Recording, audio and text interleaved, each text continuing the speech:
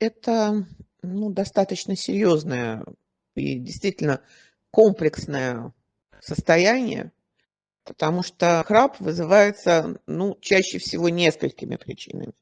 Это, во-первых, какие-либо изменения в носоглотке, то есть отечность. Может быть отечность в горле, может быть отечность в носовых пазухах. Это может быть лишний вес, который дает сдавливание. Это может быть плохая работа лимфосистемы, которая вызывает и отечности лица, и шеи. Здесь очень много причин. Соответственно, если брать очень глубоко, то храп – это плохо работающая система кровообращения и лимфосистема области шеи и головы.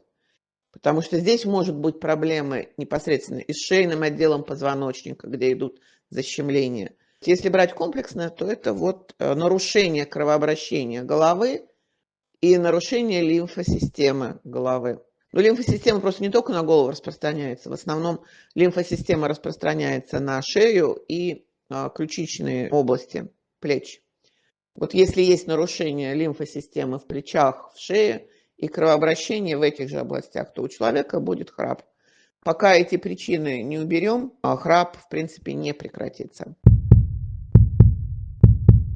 Если анализировать частоты по программам храп на апонаритме, они где-то как-то похожи.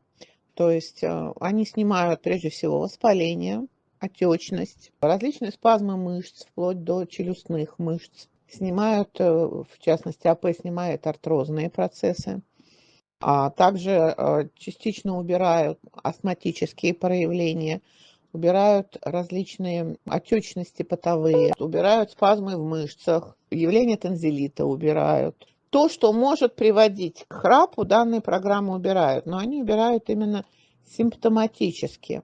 Поэтому, в принципе, они могут облегчить состояние, но лучше все-таки посмотреть более глубоко в проблему.